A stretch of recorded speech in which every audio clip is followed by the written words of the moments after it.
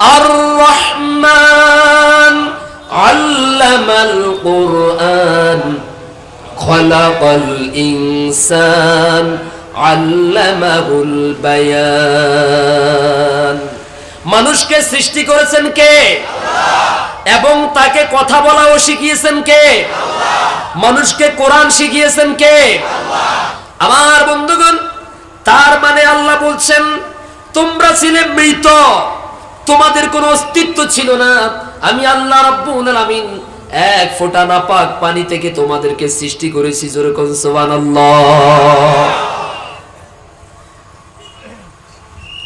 পিতার পৃষ্ঠদেশ থেকে সবেগে নির্গত আর মায়ের বক্ষপিণ্ডর থেকে সবেগে নির্গত এই এক ফোঁটা পানিকে আমি আল্লাহ তাআলা দুই ফোঁটা পানিকে মিলিত করলাম এক ফোঁটায়। আর সে এক ফোঁটা পানি থেকে আমি আল্লাহ রাব্বুল আলামিন তোমাদেরকে সৃষ্টি করেছি।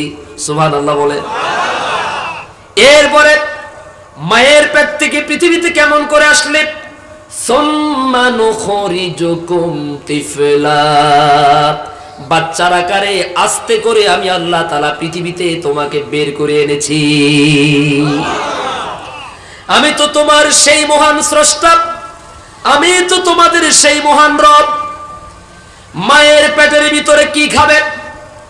এই যে মায়ের পেটের ভিতরে আমি আল্লাহ রাব্বুল আলামিন আস্তে আস্তে করে ঘন্টার পর ঘন্টা, দিনের পর দিন, সপ্তাহের পর সপ্তাহ, মাসের পর মাস, এক মাস নয়, 2 মাস নয়, টানা 10টি মাস পর্যন্ত মায়ের পেটের ভিতরে একটা কাবারের ভিতরে, সুরক্ষিত একটা কাবারের ভিতরে আমি আল্লাহ তাআলা তোমাকে রেখে দিয়েছি। আরো আস্তে কোন সুবহানাল্লাহ।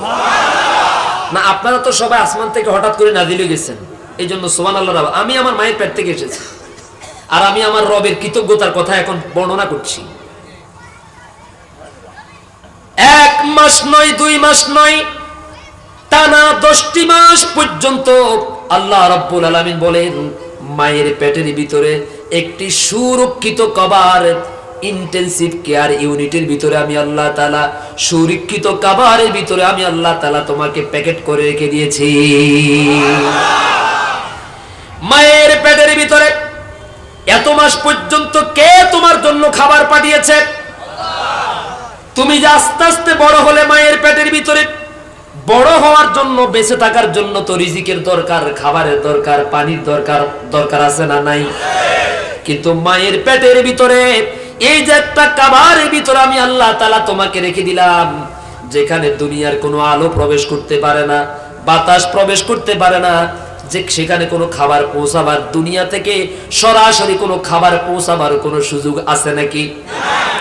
তাহলে যেই জায়গার মধ্যে খাবার পৌঁছাবার কোনো রাস্তা নাই, আলো বাতাস ঢোকার কোনো সুযোগ নাই, সেই জায়গার মধ্যে কেন আল্লাহ রাব্বুল আলামিন আলো বাতাস ঢোকার নাই? কেন বা সুযোগ ছিল না? তার কারণ হলো দুনিয়ার আলো বাতাসের মধ্যে তো, দুনিয়ার এই বাতাসের ভিতরে দূষিত বালুকণা থাকে, জার্ম থাকে কিনা বলেন? বিষাক্ত জীবাণু থাকে।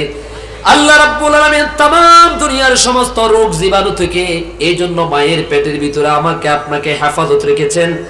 আর জন্মের 6 মাস পূর্ব থেকে